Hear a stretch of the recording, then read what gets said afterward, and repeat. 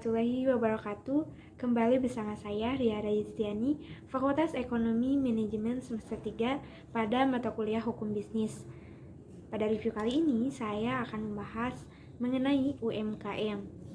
Pada tahun 2008, 2011, dan yang paling parah 1998, semua periode krisis tersebut memegang peran penting sebagai daya tahan ekonomi bangsa yang ternyata adalah UMKM. Lalu, apa sebenarnya UMKM itu? UMKM adalah sebuah terminologi yang sering digunakan dalam dunia bisnis untuk menggambarkan usaha dengan kriteria tertentu. UMKM merupakan singkatan dari usaha mikro kecil menengah. Perbedaan karakteristik setiap usaha mikro kecil dan menengah tersebut yang didasarkan pada dua hal, yaitu yang pertama nilai omset dan yang kedua nilai aset. Adapun ciri-ciri UMKM adalah yang pertama, tidak memiliki komoditi khusus, dapat berganti sesuai kondisi pasar. Yang kedua, lokasi usaha dapat berpindah dan tidak menetap. Yang ketiga, administrasi belum rapi, pencatatan keuangan masih bercampur antara pribadi dan bisnis. Yang keempat, sumber daya manusia memiliki tingkat pendidikan, keterampilan atau keahlian yang relatif rendah. Yang kelima, belum mampu mengakses lembaga keuangan karena berbagai sebab. Yang keenam, belum memiliki izin usaha legal atau izin administratif dari pemerintah. Nah, kemudian apa saja syarat untuk mendirikan UMKM? Sebenarnya syarat usaha mikro tidak memerlukan izin karena berjualan di depan rumah saja sudah termasuk usaha mikro. Sedangkan usaha kecil dan menengah biasanya sudah harus memenuhi syarat administrasi tertentu. Adapun peran usaha mikro, kecil dan menengah dalam menggerakkan perekonomian bangsa Indonesia sangat besar dan signifikan dibandingkan usaha besar. 3 level usaha tersebut menyerap lebih dari 90% tenaga kerja Indonesia. Hal ini dapat terjadi karena jumlah usaha besar hanya 1% dibandingkan UMKM yang mencapai 99%. Lalu, bagaimana cara mengembangkan UMKM di tengah situasi seperti ini? Yang pertama ada membangun brand, yang kedua ada mendapatkan legalitas, yang ketiga ada merapikan administratif, yang keempat mengikuti festival dan pameran, yang kelima ada gunakan teknologi, dan yang terakhir kerjasama dengan lembaga keuangan. Jadi UMKM ini merupakan tulang punggung perekonomian.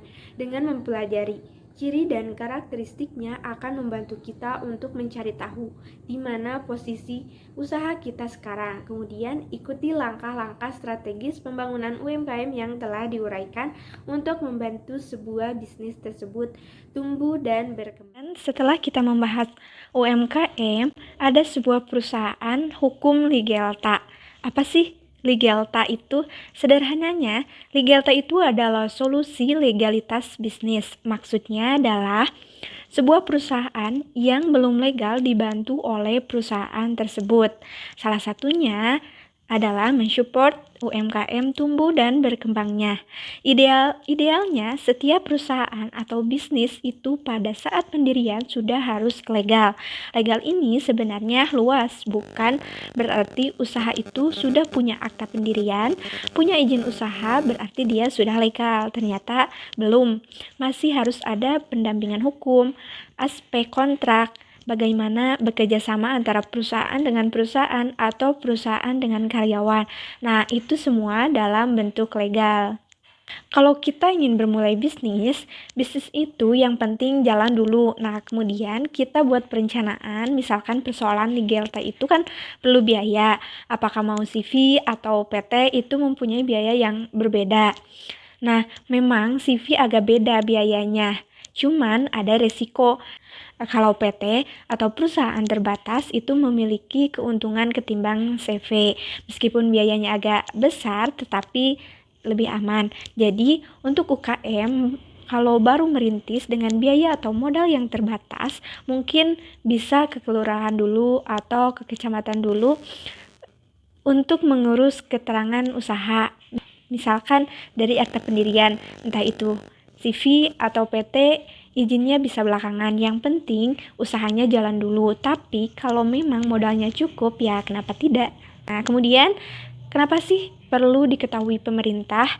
Karena pemerintah itu seringkali ada yang namanya pelatihan, pendampingan usaha, bantuan modal, itu semua demi kebaikan usaha juga. Bisa jadi kan, suka ada program pemerintah yang gratis izin usaha. Tapi bagaimana kita mau membuat surat izin usaha jika usaha kita tidak diketahui pemerintah? Nah, sebenarnya usaha izin ini pun seluruh Indonesia gratis. Itu tinggal kita mengaksesnya saja, kecuali PT. Karena memang itu ada PNB atau penerimaan negara bukan pajak. Selanjutnya, jika dalam bisnis online, apakah perlu badan hukum juga? Jawabannya ya perlu. Sekarang itu sering kali meskipun tidak memiliki tempat usaha atau toko misalkan, karena kita tidak pernah tahu dengan siapa kita akan bekerja sama, jika misalkan kita jadi distributor tapi tidak memiliki badan usaha, nah si produsen juga akan ragu untuk bekerja sama.